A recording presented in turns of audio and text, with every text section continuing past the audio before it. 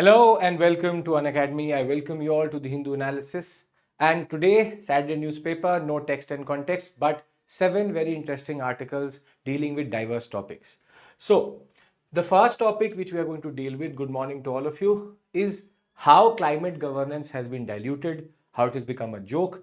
A very interesting article which gives you a lot of critical analysis of this topic.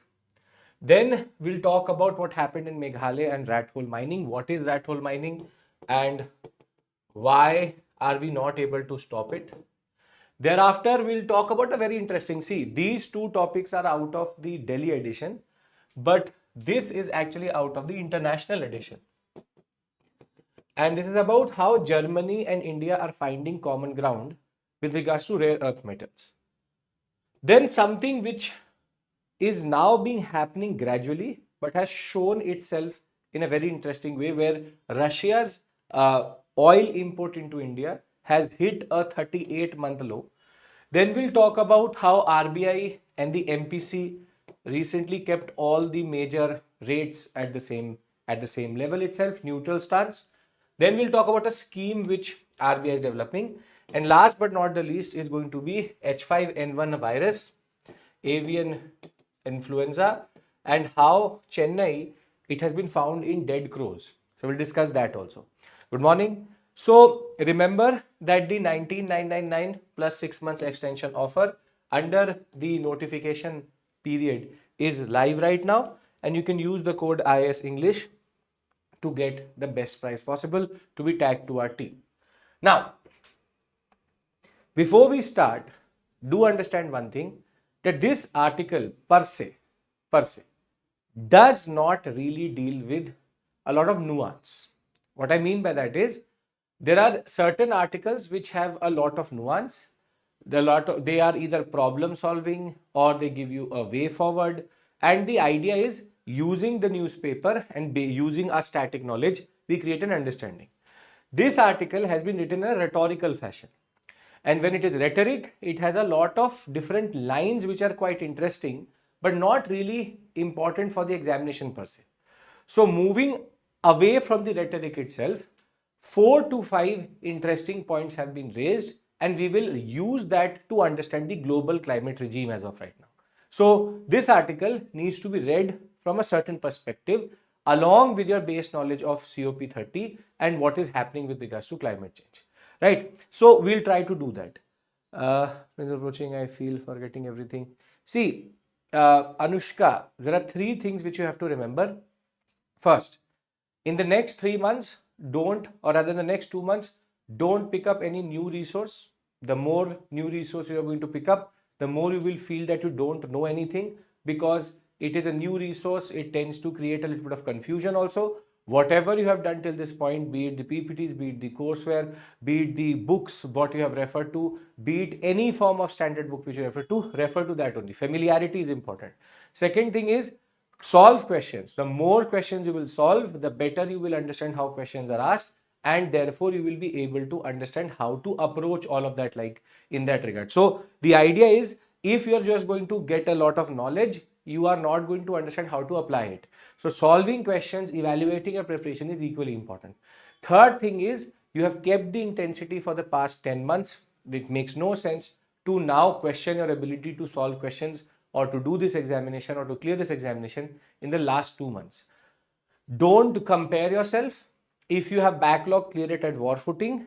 Just keep it simple and try to cover as much as possible before you go into the examination. 1 to 2 revisions of the major concepts of the static is very, very important. At the same point of time, with regards to the second topic, which is the idea of current affairs, follow conquer prelims, revise it once, and thereafter you're in a good space. More important is, how is your technique in the examination of how you approach questions? Are you reading closely? Do you not, rather you don't overthink? Are you not questioning your ability? Is your fundamental knowledge good or not? These things will matter, and along with that your revisions and fundamental knowledge, right? So see, giving tests is a good thing, Ritik, but giving tests with base knowledge is equally important.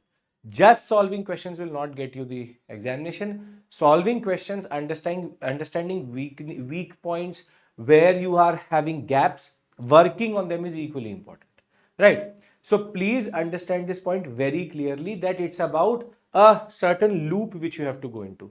Loop is solve questions, identify weak points, thereafter work on them, then again solve questions, and it will move on like that, right? Okay, coming back to this topic. Now, when we talk about climate change,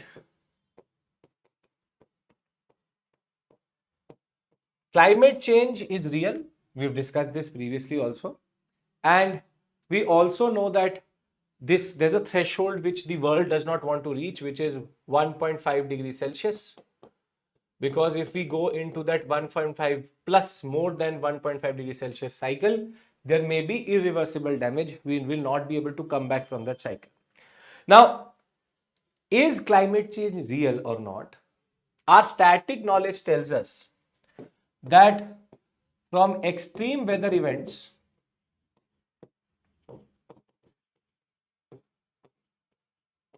which have increased over a period of time, from, you can say, unusual behavior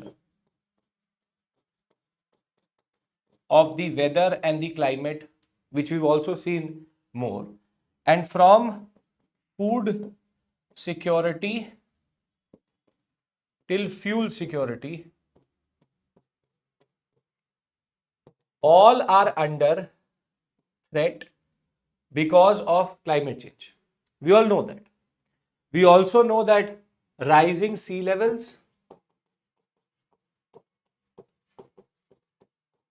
is a very big issue. Air pollution in India is a very big issue. Water pollution in a city which has got such survection for year on year, people have died because of having drinking contaminated water. And soil erosion, soil pollution, desertification,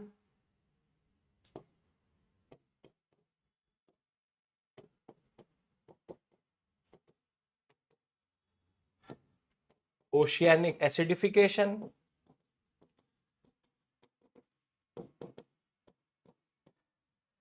I think we have enough examples and enough knowledge that climate change is real. And this 1.5 degrees Celsius concept, IPCC, which is the research wing or the research arm, if you want to call it, of the UNFCCC and the UN generally, has already argued that we've reached to 1.1 degrees Celsius already. Right? Epidemics, yes, pandemics, disease spreading. COVID-19 is a very good example of how climate change, climate and environment, all when there is change in biodiversity. And that is why we have some very important conventions also. We have four major conventions or three major conventions: UNFCCC, UNCBD, and UNCCD. So you have one for Framework Convention for Climate Change, UNFCCC.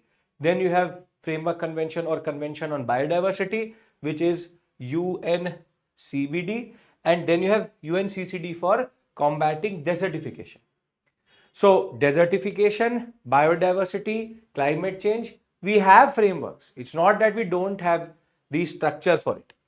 So if we look at UNFCCC, UNCBD, UNCCD, see, what is common to them are what is called as Conference of Parties, COP.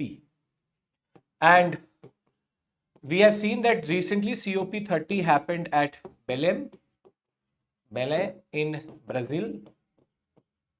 And UNCBD and CCD also in 2024, all three happened together vis-a-vis within the same year, and a lot of things were talked about. The rhetoric which comes out of this is something called common but differentiated responsibility. Must have heard about this. Common but differentiated responsibility, which is that everybody has a common responsibility but differentiated in their intensity because some countries are developed, some are not developed. So, what is common to all of them is this concept of developed versus developing. So, India, China would fall here, whilst US and the EU falls here.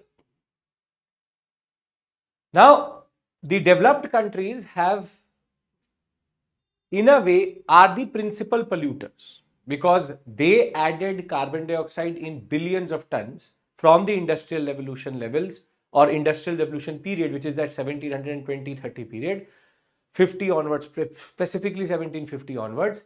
And today they have added so many greenhouse gases, which has in turn led to the global warming to go out of a certain space, which in turn leads into climate change. Developing countries are catching up. Third world countries are catching up. We are still in the phase of development. Historical emissions versus current emissions. If you look at the carbon footprint also, India's carbon footprint is 1/10 of what, for example, the US or the EU would do. So, though we are a very big emitter, if we divide it by the population, it is a very small amount. Very, very small. So, this common but differentiated responsibility concept is important because it says they have a bigger responsibility than them. Then there's also this idea that climate finance is very, very important. See, we as a developing nation can't fund a greener path. That is the whole point, which is called as greener path. The concept of greener. And there's no issue with regards to the stream. I have a preview there. So, yes, per capita emission is very low of developing countries vis-a-vis developed. The greener path means that if I have to produce, for example, electricity, I can produce it through coal, which I have, or I can produce it through solar, which I need to invest in. So maybe the solar path needs $3 trillion as investment, but if I go the thermal power plant path, I will only need, for example, 100 billion or 1/3 or half of the amount itself. Now, if I'm choosing a greener path, I need money for that. And that is what is called as climate financing, which is developed countries would finance and provide a pool out of which research and development and accessibility and the idea that it can be applied in certain countries and they could adopt it is needed. And therefore, the idea is very simple that climate financing is the developed country's prerogative. The common but differentiated responsibility is developed country prerogative because there are multiple Polynesian islands which are going underwater because of rising sea level, for example, Tuvalu, and they are facing a lot of loss and damage. So the concept of loss and damage fund was also talked about, and this has also been created. One of the biggest funds which was created under climate finance called Green Climate Fund. This fund is considered to be the principal means of how a developing country can adopt a greener path. Now, the whole rhetoric here is revolving around what is called as nationally determined commitments or contributions, NDCs. You must have heard of this word NDC in the news, which is every nation in a way from Paris Climate Agreement and thereafter has said we will give you nationally determined contributions and concepts which we will apply so as to create more sinks, so as to what we discussed yesterday, carbon sequestration, greener path, and for a net zero. This concept of net zero emissions and make sure that our future is carbon neutral. That is the word. carbon neutral. Now, why am I having this discussion with you? The reason for that is that all of this is nothing new. Neither is this new, neither is this new. I think for the past decade or so, 15 years, maybe 2 decades, if you want to take 20 years, we have been talking about all of this for a very long time. Common but differentiated, climate finance, this, that. But if you look at the outcomes, this is where the most important aspect is. If you look at the outcomes or actions, they are 0 to none, which are 0 to none. What do I mean by that is, see, it is one thing about talking about a lot of things. Multiple funds have been created, multiple concepts have been created, multiple structures have been created, a proper INDC concept has been created, this, that, International Solar Alliance, this, a lot of things have been created. But net outcome of it is only rhetoric and the politics of climate. And this is what this article is about. The article says that when it comes to climate governance, the best, you can say metaphor here is climate governance is like a bus.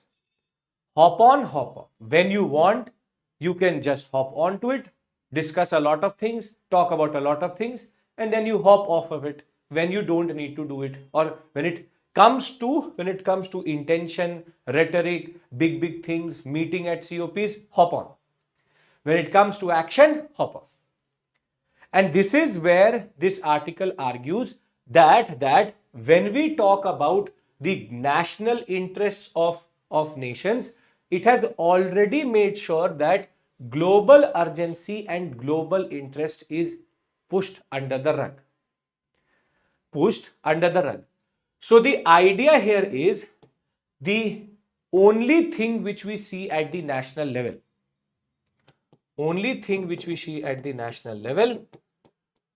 is self-interest, which we obviously will do. And at the international level, what we see is what is called as opportunistic politics. This is the whole point. There is no global consensus. What is interesting is that at the end of the day, we all are going to stay on the same earth. We all are going to stay on the same earth. We can be of different countries, but we are not of different earths. There's only one earth. So, as much as you can talk about the party politics, about the concept of global politics, as you can talk about the national politics, as humanity, as humans, as a species, we are failing. Because we have already altered the environment too much. And when it comes to actually getting something out of it and doing something for it, we all are talking about our self-interests. Not understanding one thing, that the same climate change is going to take Tuvalu, maybe a very, you can say, least developed country, but the same sea levels are going to make sure that cities like New York, cities like Mumbai, cities like, for example, major cities like London, not even London, if major coastlines are going to go underwater. So let's be very clear, it is going to impact you one day. US is a climate denier as of right now. And look at the amount of distress which people are going through as of right now because of hurricanes, with no acceptance of the fact that the cyclones or the hurricanes have increased because of the warming of the oceans. So the idea is here that this article allows us to have this conversation. This conversation that everything which we see with regards to the rhetoric around us, it is all hollow. It's all hollow. Hollow means that there is no precaution, there is no caution, there is only opportunism, which is when it comes to a country, when it wants to sell its solar sells, it will talk about solar alliance. When it wants to sell magnets, it is going to talk about hydroelectricity, or for example, the concept of wind energy. The point is that we as citizens are only victims of climate disasters, not stakeholders. And as much as science has been proved, the point is the politics of science has not been proved. Because there are some people in America till today who think that the earth is flat. Now, the point is, it is scientifically proven. Aryabhatta talked about it in the Gupta period. And the idea is that we know that the earth is not flat.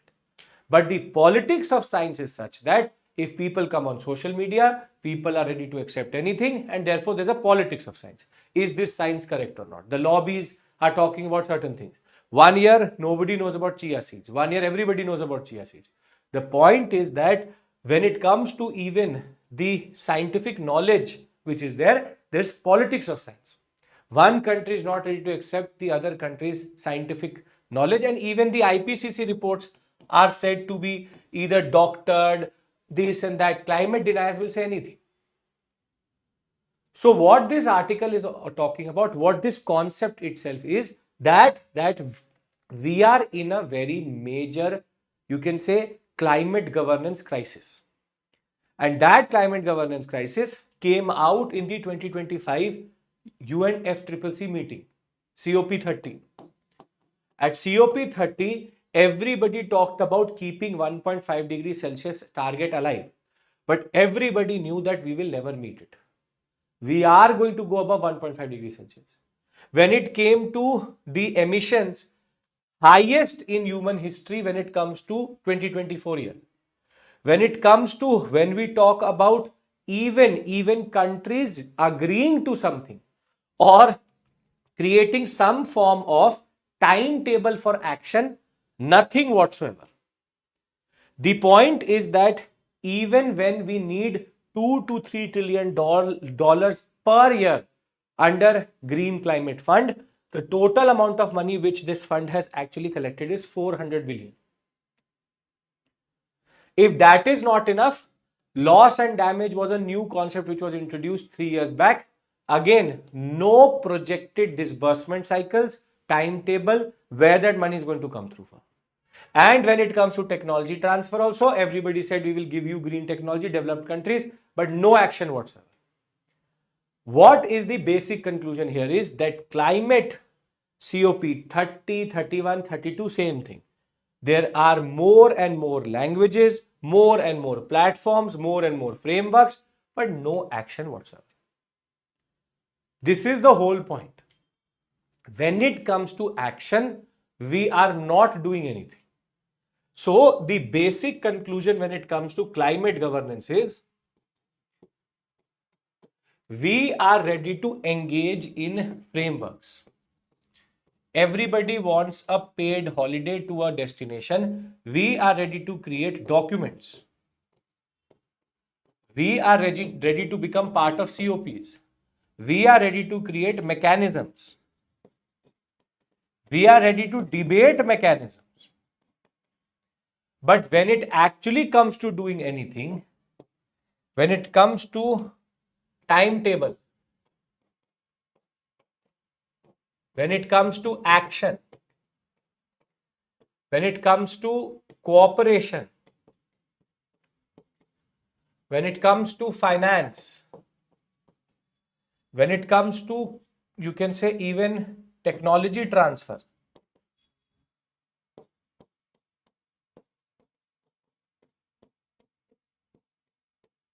all of this is dormant, or rather we'll say there's a crisis of action.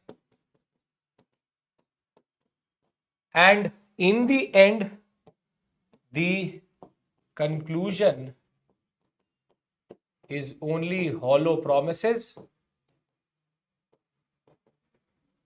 and destruction of the environment.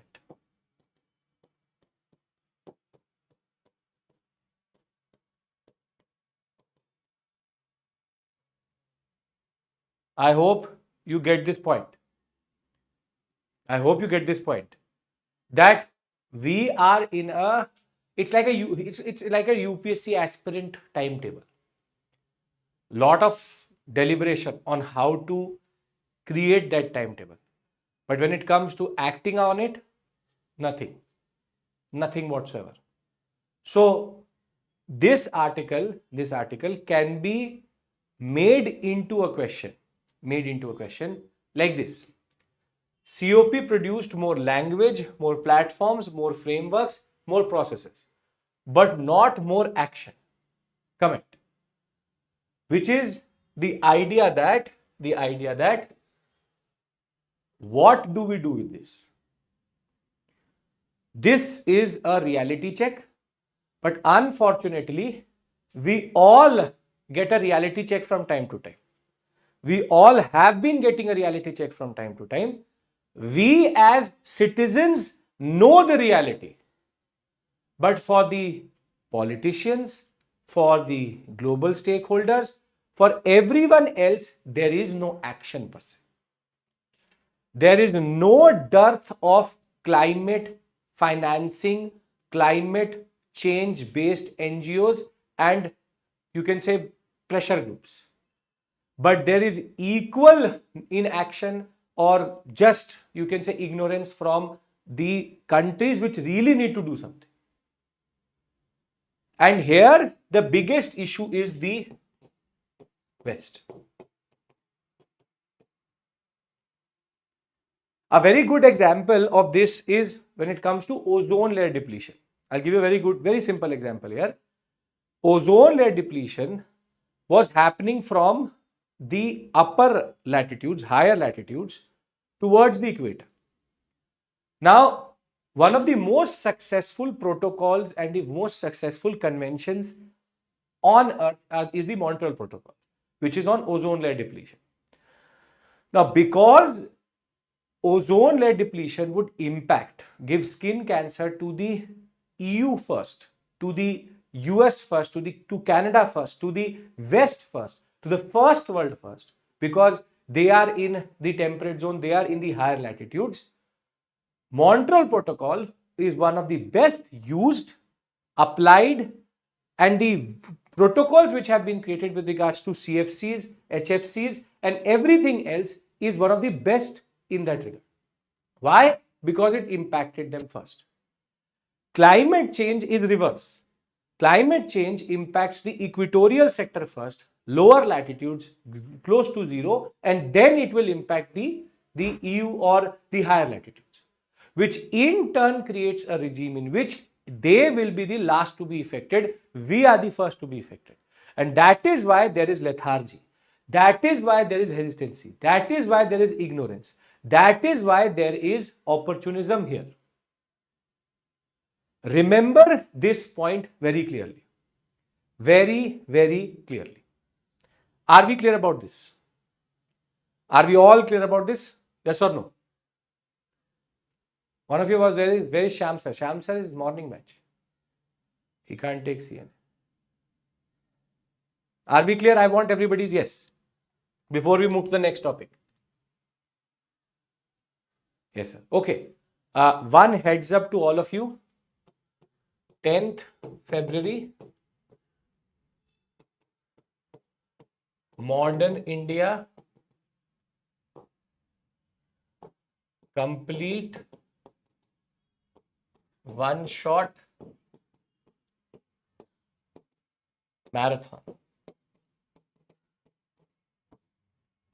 from 1498 till 1947. 10th February is Tuesday. 10th February is Tuesday. And we will start at 4 p.m. Why? Because I would need at least 6 to 7 hours with 1 to 2 breaks. So we will start around 4 and we'll end by 11 or 12 p.m. if not next day on 11th. So please note this date. Please mark this date. We will have the Modern India Marathon on 10th February. So this, I had asked for suggestions. day before yesterday. A lot of you, the consensus in the people who actually commented was that they want modern India. I have 3 marathons here. What I will do is I'll do modern India first, then I'll do ancient and medieval in one marathon together, and I'll do art and culture in the third marathon. 3 marathons, 6 to 7 hours, 6 to 7 hours, 6 to 7 hours. I'll finish everything for you so that in close to 20 hours or 18 hours, everything is covered for you and you don't have to worry about anything. Exam relevant, revision, and you can say understanding. So modern India, then ancient medieval, then art and culture. Works for you? Anybody has any issue under इसमें तो कुछ नहीं होगा, but generally saying, I hope this works for you. Please mark the date. Please mark the time. I'm starting early because if I start around 6, then we'll go on till 2 in the night, which makes no sense whatsoever. So I'm starting early so that I can put in 8 hours and take you till that time of 11 and 12, because after that, as it is, you will start to fatigue. If I will not fatigue, you will start to fatigue. Right? Okay. This is pure concept. This is pure static discussion, academic class, not MCQs. MCQs we are having under phase 2 within the platform itself. Here I am going to teach you nothing related to MCQs. Here I am doing revision with you and for you. So MCQs, for that the platform is there. This is for understanding, right? As I said, the idea is not to rush only. That is why I am taking enough time in my hand. If I had to rush, I would have started at 7 o'clock. I am taking 3 to 4 hours in my hand so that I can teach you everything in the best way possible. Right? Okay. Now, let's move to the next topic, which is related to something which happened in Meghalaya. Now, the concept of rat hole mining, personally, this is not the first time I am discussing this.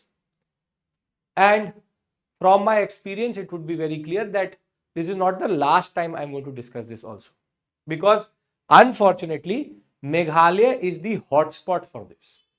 What I mean by that is, see, recently on 5th February, 18 workers at least, there will be more, this is mostly underreported, 18 workers died in an illegal rat hole mine because of an explosion in Meghalaya. Now, some of you may not know what is rat hole mining generally. So let's try to contextualize it. See, rat hole mining is a type of illegal mining practice which is followed in India, where there is no formalized state mining in that regard. There are 3 types of mining in that sense. It is called informal mining in that regard, or you can say it's a traditionalist method. When you have coal, iron or aluminium, the idea is in rat hole mining what happens is you go down and try to enter into the coal layer via small holes. That is what's called rat hole. There can also be one more type of mining in this, which is called winch mining, which is that you go vertically down and then horizontally you start to mine. Here, there is no specific direction. What the rat hole mining does is it follows the stream, coal streams in the topsoil so that it can extract it. Tunneling method. And the third is called open pit method, which is one of the most safest in that regard, which is when you go like a step well down to the level itself at which the coal is there. So all are going vertically down. 25, at least 18 dead, 25 to be confirmed. All are about going vertically down, but how do they move horizontally is the question. They all go vertically down. In rat hole mining, they don't dig very big sections. They are able to find a level at which there is coal. They will just, as a rat does, they will go down that stream in that regard. When it comes to winch method, it is more systematic because they go like a well and then go down straight horizontally. Or you can go like a step well or like a step form where you basically are going to the level at which coal is there. Rat hole mining is only one of the methods which is used for mining where you don't have a definite and very major layer of coal. This is where they are just trying to extract as much as possible. And the problem is that the methodology which they use in rat hole mining, there are three things which automatically can come through. First issue is the walls are not properly reinforced. So in most cases, these walls collapse and the workers get trapped. Second is because they have to blast certain sections. In multiple cases, what happens is when they blast, existing rat holes automatically start to what we call as collapse and they get trapped. And this is the two methods which in turn lead to the death of the workers itself. See, open pit method is different, winch method is different, rat hole mining is different. All three methods are used in illegal mining practices. Rat hole mining is one of the worst and one of the most prone to disaster because no proper reinforcement, too many, you can say, explosive are used, and if you're not an explosive specialist, you will mostly detonate in the wrong zone, in the right and with the wrong intensity. So rat hole mining is a major issue. Now the question is, why is this still allowed? Now the question is, it is not allowed. We have 4 acts which make this, all of these methods are illegal. None of this method is legally allowed as it is on private land. Meaning, see, Mines and Mineral Act of 1957, Coal Mines Nationalization Act of 1973, Environmental Protection Act of 1986, and Meghalaya Mines and Mineral Policy of 2012. All 4 directly say that on private land, community owned land, mining with rat hole mining, winch mining or open pit, without government licenses, none of these methods are allowed, and generally rat hole mining and winch method are not allowed per se. So the idea is in Meghalaya, there is a hotspot for this. And the reason for this is this. Why Meghalaya? Why Meghalaya? Because of its distinct ecosystem, which is it has small privately owned, community owned land holdings. So that land is actually not accessible to the public or, for example, to the government itself. It has thin coal streams. What does this mean? See, if I take the topsoil, there are very small, thin streams of coal which have been trapped. Now, this is economically unviable for example, Coal India to extract from. So it makes no sense that they would put in a proper mining equipment and they will get a license to extract coal out of it. So in most cases, what happens is illegal miners then start to develop rat holes and they start to tap into these coal streams. This is very specific to Meghalaya, and that is why there is weak law enforcement, local enforcement. It is not a practice strictly followed in Meghalaya, but when it comes to the volume of cases, more in Meghalaya. Meghalaya is a hotspot. Rat hole mining happens in certain parts of you can say Jharkhand also, certain parts of Odisha also, in the coal belt, in multiple other belts, we have seen rat hole mining. But the number of cases here are much higher than any other state in that regard. The point is, supply chain is very good. You can sell it also. You have very low, law enforcement and local enforcement is very low, and the thin coal streams also. So what this article points out is that though the NGT had ordered in 2014 that none of these illegal mines should continue, still because of fragmented ownership, contractorship and accountability still exists. This is a point which I discussed yesterday where I said that when it comes to enforceability, as much as NGT orders could be binding, the point is it is not a body which is able to monitor or even take compliance when it comes to what it has said. 2014 order, 12 years back, they said no illegal mining should come. but it is still happening. And in most cases, the workers are not properly recorded, the deaths are not recorded, and they are doing it unstable landscapes and degraded roads, where basically nobody can go through also. It is not toothless, but when it comes to enforceability, when it comes to surveillance, when it comes to compliance, there is nothing which the NGT can do. And a very good example is this. That's a rhetorical point, not a factual point. That way, so the UN should not be called toothless, but the UN is toothless. UN is one of the most useless organizations. The point is that NGT may pass judgments. Even the state government would accept that judgment. It may be binding on that player also. But when it comes to on-ground change and enforceability and compliance, nothing whatsoever. This is called being toothless, which is there is no real consequence if the stakeholders actually don't accept it. And what we see further is there is a need to now hamper this or stop this. So rat hole mining. The reserve, see, we have 4 acts. The NGT 2014 order, and we have state government will. All have one thing in common. They have said rat hole mining is illegal.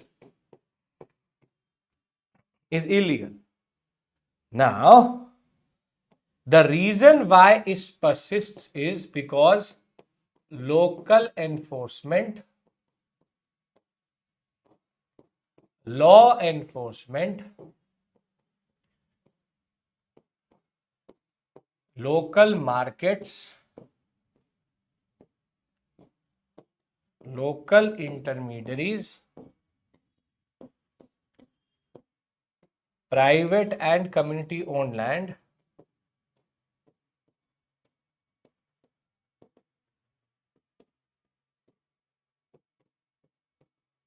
all blatantly ignore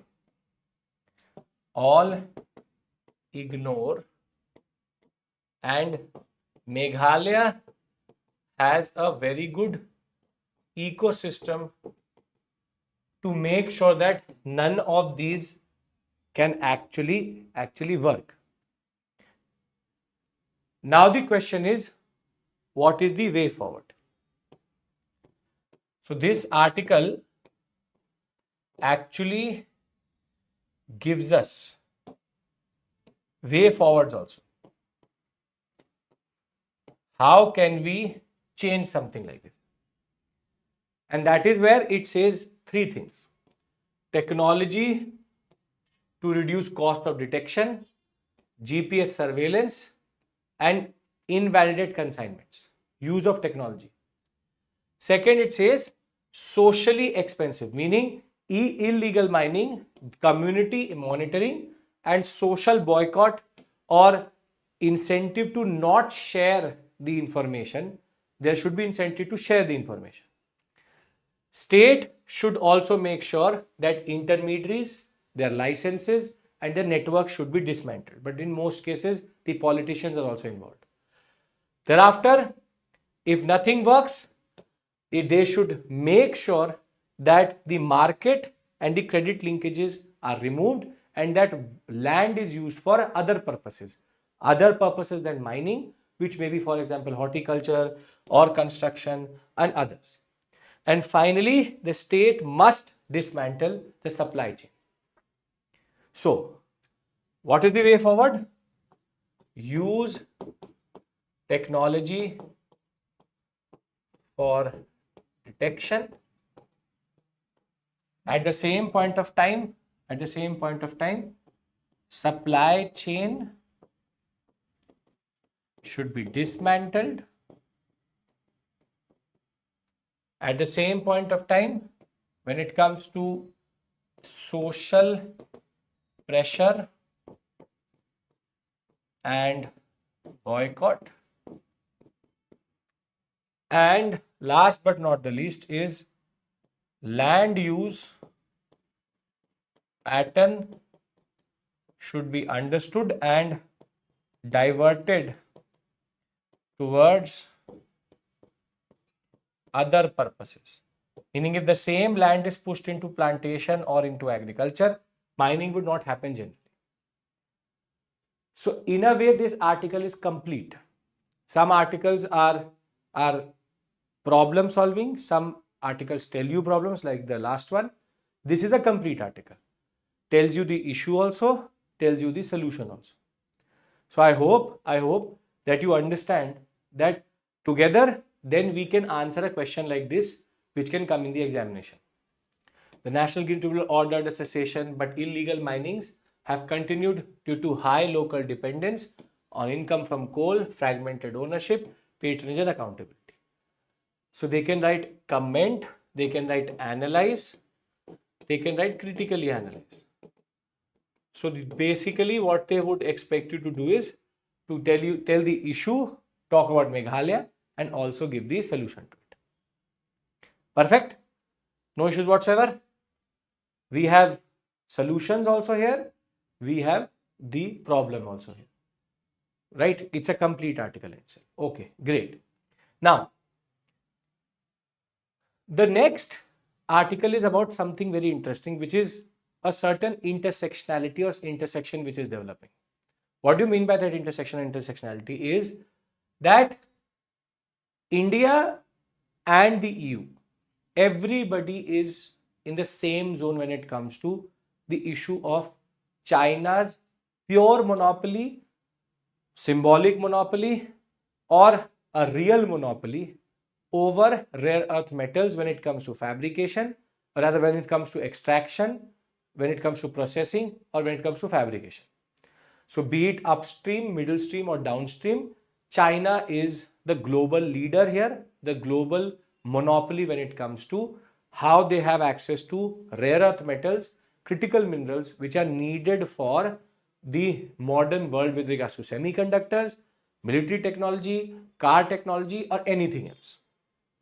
Now, Germany has a offshore windmill program wherein they put these windmills not on land but on sea, high seas, where the wind speed is good enough and can generate electricity at a constant, you can say, rate.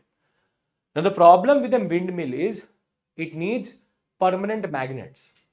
It's a magnet based system and magnets need critical minerals and rare earth metals. Now what this article talks about is India has the potentiality to become a important partner in magnet production and Germany is looking for an alternative for magnet production. So therefore there's intersectionality. So when the Chancellor came to India, other than the defense and economic cooperation, there was also one interesting MOU which was signed, and that MOU dealt with joint declaration of intent on cooperation in field of critical minerals. Now, this is based on the fact that India is also trying to diversify its supply chain. At the same point of time, it is trying to produce and use its critical minerals in the right direction. So, India has what is called as National Critical Minerals Mission, which came up in January of 2025. It is pushing close to $4 billion into by 2031 to make us an important supply chain partner when it comes to critical minerals. India also has, and this is important, in November 2025, we had something called Rare Earth Permanent Magnet Manufacturing Support System. This was to make sure that we can produce rare earth minerals based permanent magnets which are needed for the dynamo which produces electricity. Now, rare earth corridor has also been talked about in 26-27 in the budget on 1st February, where we are going to push for mining, processing and R&D. And we along with the European sector, are too stuck with and are very concerned with the way we are all so dependent on China. That is where Germany has 90% reliance on China for its turbines and for its dynamos and for its rare earth metals and for its magnets. And the aim of Germany is 30% and more magnets other than China. And this is where though we are the third largest depositor or the third largest deposits of rare earth metals is with India, we are 1% of the global output when it comes to rare earth metals. This brings us to this very important cooperation. The cooperation being of wind turbine 200 kg plus one magnet is needed to produce per megawatt, and India has 107 gigawatt, Germany has 145 gigawatt. We can use Germany's technology to increase this, and Germany can also use the potential, you can say, rare earth metal based permanent magnets being produced in India to then offset it with China's supply. This is very interesting that India is seen as a potential long-term magnet partner for offshore windmills. Basically, what this article says is that when it comes to Germany and Germany's wind mills or wind turbine mills offshore, they want to diversify, or rather we'll say they want to offset the dependence on China, because right now 90% of all the permanent magnets come from China, and they want to move towards 30% and more from non-China sources. And this is where India has a very important role, where Germany and India can work together.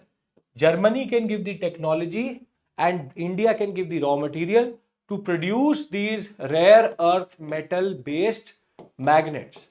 And this can help diversify the supply chain, use India's potential in this sector also, and also allow further for China to be in a way removed from this monopolistic position. So India has a lot of potentiality. India can actually use offshore wind also, but we don't have the technology per se of that. EU with other along with Germany want to use a non-China source. So this idea of Chinese dependency, this is now starting to become more and more evident. China recently disrupted the supply chain of rare earth metals to control the prices. Everybody realized that China holds too much power in this relationship. Therefore, diversification is important. So a very interesting intersectionality. That is the whole point of this point. India's rare earths push finds possible ally in Germany. This is out of the international edition of the Hindu newspaper, not the Delhi edition. Do we understand this convergence? Where will it go in the end is a separate issue altogether. But I hope that you understand how this convergence is working. The convergence of Germany's need for offshore windmills, which is rare earth metal based magnets, and India using its resources to produce it. And therefore, both can then offset China and produce something which is needed for both. Perfect. Okay. Now, this brings us to three articles which pertain with economics. First is a very interesting one, which is Trump had been saying this for the past 1.5 months, that India will reduce its dependency on Russia for oil. India will reduce its oil supply from Russia. You will see, and we now have data for it. What is interesting is Russia's share in crude oil imports fell from 25% in December of 2025 to now a 34-month low. It's at 24.86%. But the idea is, if you look at the graph here, it had been exponentially rising, but we have seen for the first time it has gone below 25%. And this is quite interesting. From 2.7 billion, 15% lower vis-a-vis December 2024, 27.1% lower than November 2025. The share is at 24.9%, lowest in 3 years, and the lowest volume is also there. Now, 25% and 24% is only 0.1%. The difference is 0.1%. But the question is, there is a reduction. 34-month low because we have been exponentially increasing it. It's not a very significant change, but there is a change. People are saying that this change is because India is going to get access to US or Venezuelan oil. But this article gives you a very interesting perspective. The perspective is, even if India wants to shift to US or Venezuela oil, it is more expensive vis-a-vis West Asian or Russian oil. That we get to know here. See, India sources oil from 19 countries. Total number of countries in December of 2024 last year was 16. Now it is 19 countries. 10 countries gained share, 9 countries lost share. India still can't shift to non-Russian oil because it is not economically viable. Why? It is firstly the distance between Russia and US Gulf Coast or Venezuela is 5 times higher when it comes to the shipping, you can say, distance. Then shipping cost per barrel, we have West Asia $1, US Venezuela is $4.5. So we would rather buy from West Asia than to buy from the US. US and average oil cost per ton is $506, Russia is $469. And the amount of oil which we actually import, this is a very big difference. Further, Russia remains cheaper, shorter, and if we want to switch to Venezuelan oil, we need a discount of $10 to $12 per barrel, which is a very big amount.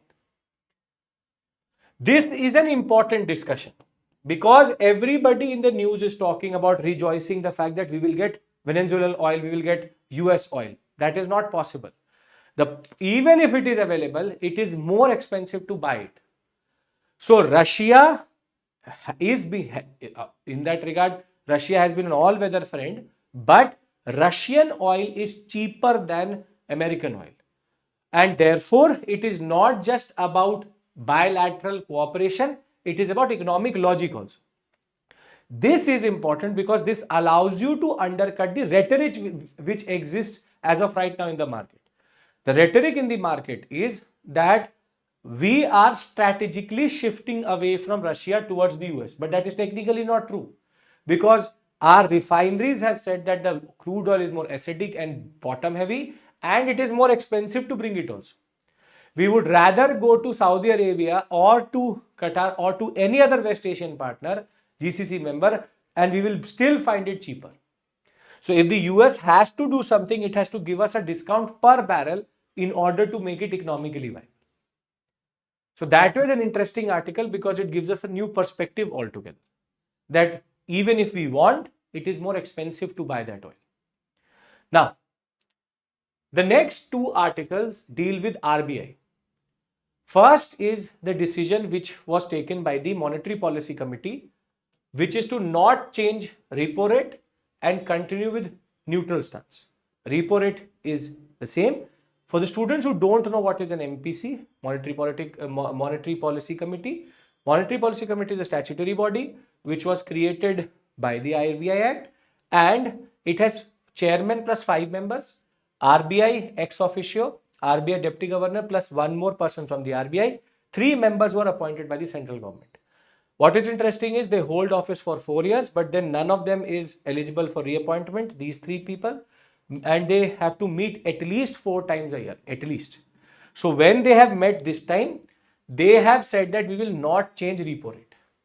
they have further also given us some certain projections. First, when it comes to CPI inflation, they have pegged it to 4 to 4.2%. Nothing, no purpose to you per se. And real GDP growth, they have pegged it at 6.9 to 7%. Again, this will change when the MPC is going to meet again this year. This was the first meeting of the MPC this year. So we have the static portion here is very, very important, which is why did the MPC meet? Under what obligation did it meet? What is the nature of the MPC? These things keep on changing. This will further change by the time you give the examination. Now, the second RBI based news is quite interesting. See, we all know that cybercrime, cyber fraud has become very, very common. And cybercrime, what the RBI realized was, by going through the data, 65 to 70% of all the cybercrime based data which happens is, or the cyber fraud which happens is, the value of that fraud is less than 50,000 rupees. This is the data which they've come up with. That by going through this idea, 65% of them have been less than 50,000 in terms. So what they've come up with is, or they are coming up with is, a new scheme. The RBI wants to introduce a compensation scheme for online fraud, and there is now a capping. If you are a part of, or you are a victim of cyber fraud, and your value of fraud is, for example, they've given an example, is of 50,000 rupees, either 85% of that will be compensated by the RBI, or 25,000, whichever is lower. Meaning, if it is 50,000 fraud, you will get 25,000. And if it is, for example, 20,000 rupees fraud, you will get 17,000, whichever is lower. 15% has to be borne by the victim also, and by the bank. 15% of the value has to be borne by the victim and the bank. 85% the RBI is ready to bore. So if 100 rupees fraud is going to happen, RBI is ready to give you either 85% of the value or 25,000, whichever is lower. In most cases, for a very big transaction, 25,000 will be given. For a very small transaction, whatever is the 85% of that. Good initiative, but draft guidelines have to be issued. This is a scheme which they are thinking of. Interesting, quite interesting, needed also in that regard. Now, the last thing which we have to discuss today is H5N1 virus and the dead crows which have been found in Chennai, which have actually tested positive for avian influenza or avian flu. So what is called as bird flu is very rare. It is mostly spread from what we call as bird to bird, but we have multiple cases across the world now where it has crossed over into mammals also, and transfer from bird to humans is very rare, but does happen. That could be through droppings, that could be by consuming the you can say food contaminated by the fecal material of the bird itself, or close interaction. Human, mammal and cross species, you can say, migration of bird flu has been seen. H5N1, if you go through any CNAs last year, in Mexico and in the US, even dairy samples were testing positive for H5N1. So it had reached into the dairy sector also. Dairy, poultry, even in what we call as sea lions and in oceanic species, we are finding it. That way, this virus has been evolving. Now in Chennai, we have detected avian influenza in dead crows, which means that it is spreading. And whilst they would argue that there is very rare transmission, It is very rare transmission, but does transmit. And it also manifests in common cold type, you can say, features in that regard. So, very clearly, Nipah was an issue which was emerging in the West Bengal sector. Coming back to the concept of climate change and how this species-based the transmission is happening, this virus is also evolving. And now in the south, in Chennai, in Tamil Nadu, we have cases of avian influenza. The poultry sector here is very, very diverse and very, very big. If something like this starts to spread like wildfire in the south and in Tamil Nadu and Karnataka or in Kerala, it can disrupt the poultry and the dairy sector here also. So this is something which we have to look out for, and we'll keep on updating you. So with this, we finish the quota for what we had to discuss today. Remember, on 10th of February, 4 p.m, Modern India Marathon, we will discuss everything with regards to from advent of Europeans till we give India independence. And I hope that you will join me live for that on 10th at 4 p.m.